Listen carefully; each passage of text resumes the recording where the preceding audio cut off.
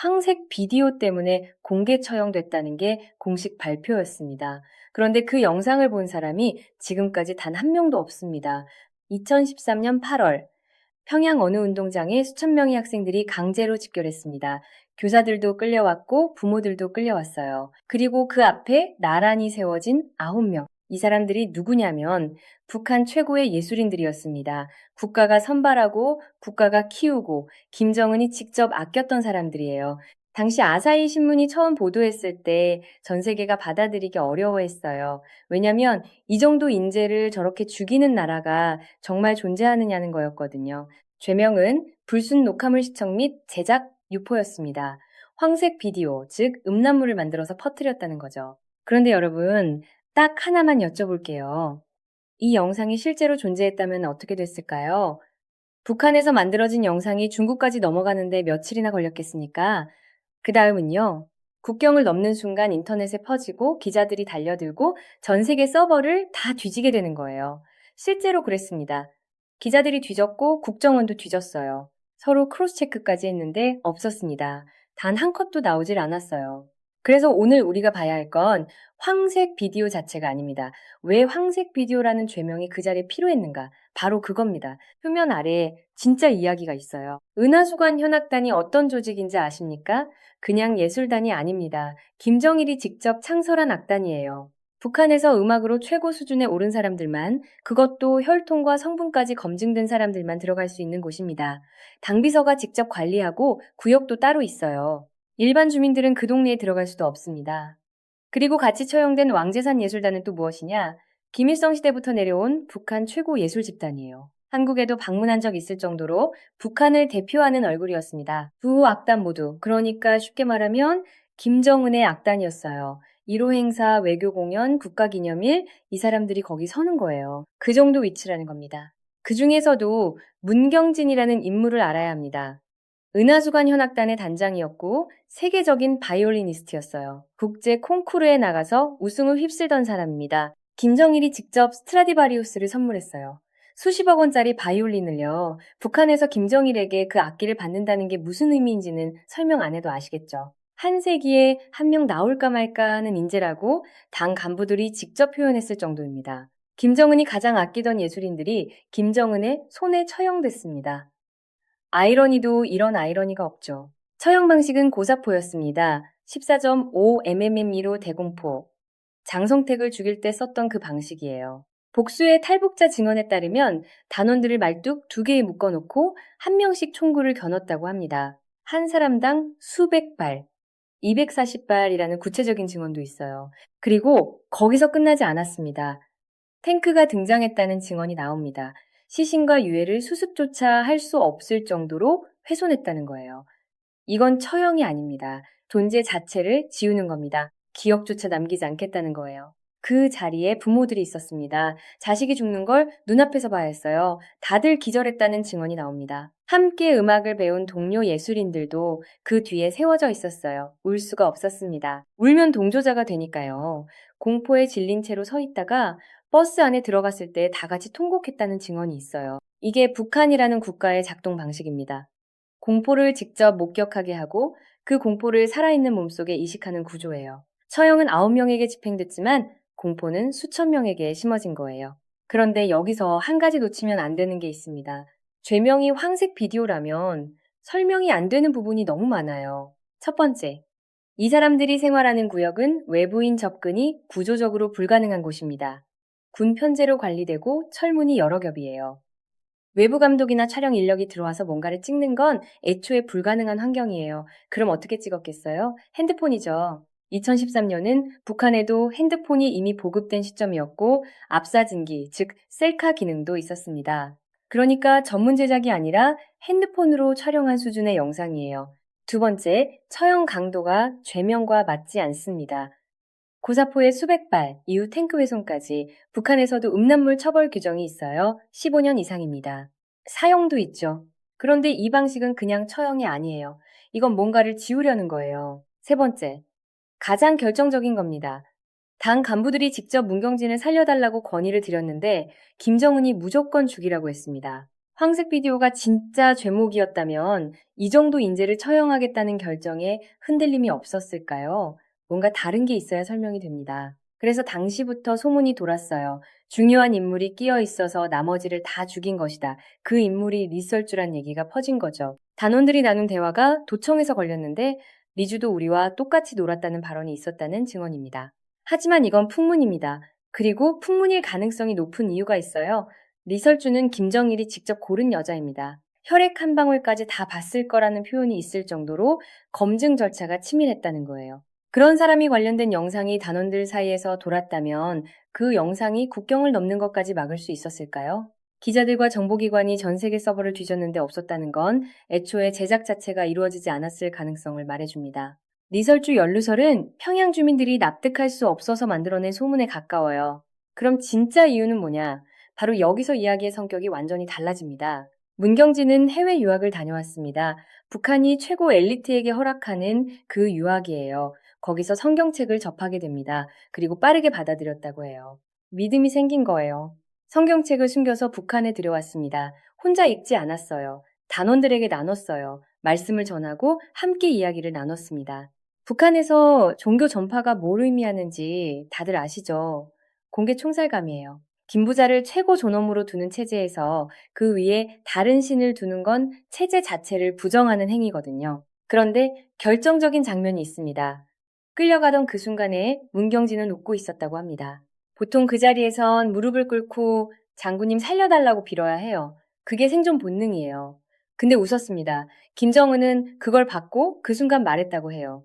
이놈은 살려둘 수 없다. 두려워하지 않는 사람을 공포로 통치하는 권력은 용납할 수 없습니다. 이게 이번 사건의 본질이에요.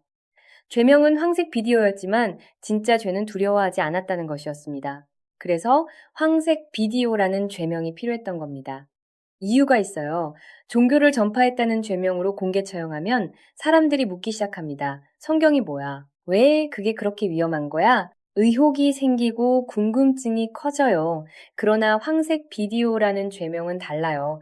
누구도 감히 동정할 수 없는 죄명이죠. 그것도 북한 최고 예술인이 그랬다는 것 자체가 예술계 전체에 공포를 각인시키는 수단이 됩니다.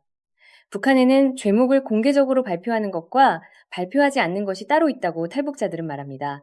이건 발표하지 않는 쪽에 진실이 따로 있는 케이스였어요. 죄명은 가리개였습니다. 진짜 죄명을 가리기 위한 죄명. 이제 구조가 보이시죠? 북한 예술인들의 실제 삶은 겉으로 보이는 것과 다릅니다. 공식적으로는 국가가 생활을 보장해준다고 되어 있어요. 그런데 중앙사정이 나빠지면 그게 끊겨요. 공연은 해야 하고 의상도 챙겨야 하고 치장도 해야 해요. 일반인보다 돈이 더 필요한 사람들인데 국가가 충당을 못 해주는 거죠. 그러면 어떻게 됩니까? 간부 술자리에 불려다니기 시작합니다. 재롱잔치를 부리고 술 기운이 오르면 자고 가라는 식이에요. 달러를 받고 잠자리까지 수용하는 경우가 생겨요. 거기서 더 나가면 황색 비디오 제작 압력이 들어오기도 하는 거예요. 이게 북한 예술인들이 실제로 처한 구조입니다. 그런데 아이러니하게도 북한 국가 자체가 음란물을 해외에 팝니다. 봄날의 눈석이라는 영화의 원판에는 나체 장면이 있고 그걸 잘라서 국내용으로 만들고 원판은 중국, 일본, 러시아에 수출한다는 증언이 있어요. 주민들에게는 목숨을 걸어야 할 죄목을 국가는 외화벌이 수단으로 쓰고 있었던 겁니다. 이중성도 이런 이중성이 없죠. 음란물 소지만으로도 15년 이상이고 상습범은 사형입니다. USB 하나가 50달러에서 100달러 사이예요. 북한 일반 주민 대부분이 한 달에 그것도 못 버는 돈이에요. 그러니 보는 사람이 따로 있는 거죠.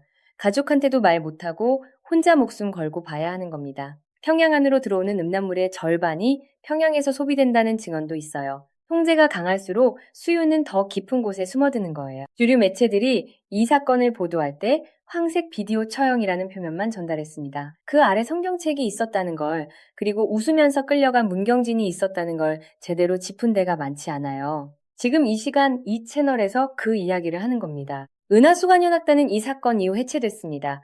처형된 건 9명이었고 생존한 단원들은 삼지원 관현악단이나 청봉악단으로 뿔뿔이 흩어졌어요. 김정일이 만든 악단을 김정은이 해체한 겁니다. 아버지가 만든 것을 아들이 지운 거예요. 이게 얼마나 이례적인 일인지는 북한 내부에서도 충격으로 받아들여졌다는 증언이 있어요. 북한의 예술인은 충성의 증거물이기도 하지만 권력의 소모품이기도 합니다. 아무리 총애를 받아도 권력 앞에서는 누구나 같아요. 스트라디바리우스를 직접 선물해준 그 손이 처형 명령서에 사인도 하는 겁니다. 그리고 그 사인의 이유가 음란물이 아니라 웃음이었다면 우리는 지금 어떤 체제를 보고 있는 건지 한 번쯤 생각해 봐야 합니다. 은하수관현악단 해체가 북한 예술계에 남긴 파장은 생각보다 깊습니다. 이 사건 이후로 북한 예술인들 사이에서 해외 유학을 기피하는 분위기가 생겼다는 증언이 있어요. 밖에 나갔다 오면 의심받는다는 거예요. 세계 무대에서 인정받아야 북한의 위상이 올라가는데 정작 그 경험을 한 사람들이 체제에 더 위험한 존재가 될 수 있다는 아이러니가 생긴 겁니다. 북한이 스스로 자기 예술인재의 성장 경로를 막아버린 거예요. 문경진이 처형된 이후로 해외에서 실력을 인정받은 북한 예술인이 공개적으로 소개되는 사례가 현저하게 줄었다는 관측도 있습니다. 인재를 기르되 그 인재가 너무 넓은 세계를 봐서는 안 된다는 모순이 체제 내부에 각인된 거예요. 이건 단순한 예술 정책의 문제가 아닙니다. 권력이 자신을 유지하기 위해서 스스로 인재를 소각하는 구조예요. 한비자는 군주는 신하의 능력을 두려워한다고 했죠. 근데 두려워하는 게 능력이 아니라 두려움 없음이라면 이건 더 근원적인 문제입니다. 북한 음란물 시장의 구조를 한 번 더 짚어볼게요. 주민들에게는 소지만으로 15년 이상 형량이 떨어지는데 국가는 해외에 수출합니다. 이 이중성이 어떻게 유지되냐면 정보가 차단되어 있기 때문이에요. 주민들은 국가가 그걸 팔고 있다는 사실을 알 수 없습니다. 그리고 안다고 해도 말할 수 없고요. 처벌 기준이 실제 행위에 있는 게 아니라 체제에 얼마나 유용한가에 있는 겁니다. 국가가 하면 외화벌이, 주민이 하면 반혁명. 이 구조가 이상하다는 걸 우리는 바깥에서 볼 수 있지만 안에서는 볼 수 없어요. 평양에서 나온 증언 중에 이런 게 있습니다. 음란물 단속을 하는 사람들도 보고 나서 단속을 한다고요. 당연한 얘기지만 그 사람들도 사람이거든요. 단속을 하려면 봐야 한다는 거예요. 근데 보고 난 다음에 어떻게 버리냐? 이게 농담처럼 들리지만 실제 단속 현장의 딜레마였다고 해요. 금지라는 게 욕망을 없애지 않는다는 걸 체제도 알고 있는 거예요. 알면서도 처벌하는 겁니다. 그게 목적이 아니라 도구니까요. 이 사건을 들여다보면서 계속 떠오르는 장면이 하나 있어요. 부모들이 기절하는 동안 동료 예술인들은 울지 못했다는 겁니다. 울면 동조자가 되니까. 그리고 버스 안에 들어가서 통곡했다는 거고요. 이게 북한이라는 공간에서의 감정 표현이에요. 슬픔조차 혼자서 해야 하고 집단 속에서만 잠깐 허용되고 그 집단도 감시 안에 있어요. 그러니까 진짜 감정이 어디 있는지조차 당사자들도 모르게 되는 겁니다. 북한에서 예술인으로 산다는 건 체제의 얼굴이 되는 동시에 체제에 가장 가까이 있는 존재가 된다는 의미예요. 1호 행사에서 공연한다는 건 특권이지만 동시에 가장 많이 노출되는 위치이기도 합니다. 그 위치에서 뭔가 다른 생각을 품는다면 빠져나갈 곳이 없어요. 그게 문경진의 상황이었을 거예요. 리설주가 대학 시절 남자친구들이 많았다는 소문이 퍼지자 북한 당국은 그 관련 자료들을 전부 회수했습니다.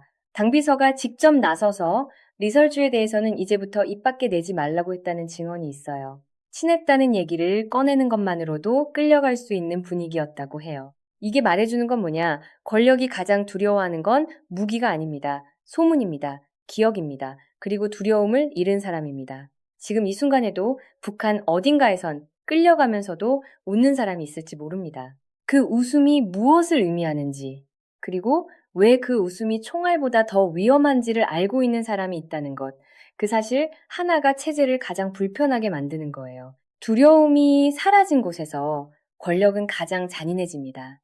그리고 잔인해질수록 더 많은 두려움을 필요로 하는 구조가 돼요.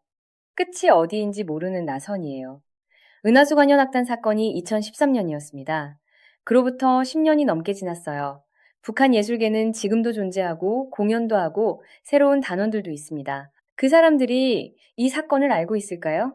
알고 있어요. 모르는 척하는 거요. 기억하되 말하지 않는 것. 그게 북한 체제 안에서 살아남는 방식이거든요. 문경진의 이름은 북한 공식 기록에서 지워졌습니다. 그가 연주했던 기록도, 그가 받았던 상도, 김정일에게 받은 스트라디바리우스도 어디 있는지 알 수 없어요. 존재를 지운다는 게 이런 겁니다. 죽이는 것만으로는 부족하고 있었다는 사실 자체를 없애는 거예요. 그런데 우리는 알고 있습니다. 이 채널에서 지금 이 시간에 그의 이름을 말하고 있어요. 문경진, 세계적인 바이올리니스트, 스트라디바리우스를 선물 받았던 사람, 끌려가면서 웃었던 사람, 세제가 지우려 했던 사람. 권력이 가장 두려워하는 건 기억입니다. 이름을 기억하고 그 사람이 있었다는 걸 기억하는 것. 그게 그 체제에 대한 가장 조용한 저항이에요. 북한에서 예술인이 된다는 건 어떤 의미일까요? 그냥 재능이 있다고 되는 게 아니에요. 음악대학에 들어가도 다 같은 예술인이 되는 게 아닙니다. 문화수, 즉 북한 문화성 소속으로 가려면 남이 걸어 다닐 때 나는 뛰어다녀야 갈 수 있는 거예요. 그리고 뛰어다니는 게 재능만의 문제가 아닙니다. 집안이 달라야 해요. 출신 성분이 확인되어야 하고 친척 중에 문제가 있어서는 안 됩니다. 그렇게 걸러지고 걸러진 사람들이 은하수관 현악단에 들어간 거예요. 그 사람들이 살던 아파트도 일반인 구역이 아닙니다. 단체 아파트에 다 같이 살면서 서로를 감시하는 구조예요. 그게 북한의 시스템이죠. 그 안에서 누군가 다른 생각을 품는다면 그게 발각될 수밖에 없는 환경이에요. 문경진이 성경책을 단원들에게 나눈 건 그런 감시 환경 속에서 한 겁니다. 그게 얼마나 의도적인 선택이었는지 거꾸로 생각해보면 보이는 게 있어요. 그리고 그게 도청에서 걸렸습니다. 단원들이 나눈 말들이 도청됐어요. 그 내용이 올라갔고 김정은이 명령을 내린 거예요. 문경진이 성경책을 접한 건 해외에서였습니다. 그게 언제였는지 어느 나라였는지는 구체적으로 확인된 바 없어요. 다만 그가 유학을 갔고 거기서 믿음을 가졌고 그걸 숨겨서 들여왔다는 건 복수의 탈북자 증언에서 나옵니다. 흥미로운 건 그가 이걸 혼자 간직하지 않았다는 거예요. 단원들에게 나눴습니다. 세계적 수준의 바이올리니스트가 자신이 발견한 것을 옆 사람에게 전한 거예요. 그게 황색 비디오를 찍은 사람의 선택과 어울리는 행동인지 다들 판단해 보세요. 북한 체제에서 종교는 단순히 불법이 아닙니다. 존재 자체를 부정당하는 개념이에요. 김일성 시대부터 내려온 논리가 있어요. 호색과 종교와 사회주의 체제는 양립할 수 없다. 어느 역사에서 그 두 가지가 들어오면 사회주의가 무너졌다는 거예요. 그래서 김일성도 김정일도 김정은도 이 두 가지에 대해서는 누구보다 잔혹하게 대응해 왔습니다. 그런데 종교를 믿는 사람들의 공통점이 있어요. 체제보다 높은 무언가를 바라본다는 거예요. 김정은보다 높은 무언가를요, 그 무언가를 바라보는 사람이 두려워하지 않는 건 당연한 겁니다. 그리고 두려워하지 않는 사람이 웃으면서 끌려가는 건 체제 입장에서 가장 처리하기 어려운 상황이에요. 죽이면 순교가 되고 살리면 본보기가 안 되거든요. 이제 한 가지 질문을 드리고 싶습니다. 이 사건에서 진짜 위험한 게 뭐였을까요? 음란물이었을까요? 아니면 두려워하지 않는 사람들이 존재했다는 사실이었을까요? 북한 체제가 존속하는 유일한 조건은 공포예요. 주민들이 이 체제를 선택해서가 아니라 이 체제에서 이탈하는 것이 너무 무섭기 때문에 버티는 거거든요. 그런데 문경진은 끌려가면서 웃었습니다. 그게 전파되면 어떻게 될까요? 저 사람도 두려워하지 않았다. 그러면 나도 이 연쇄가 생기는 순간 체제의 기반이 흔들려요. 황색 비디오는 그 연쇄를 차단하기 위한 죄명이었습니다. 성경이라는 단어 자체가 사람들에게 닿지 못하게 하려고 황색 비디오로 덮은 거예요. 탈북자들의 공통된 증언이 있습니다.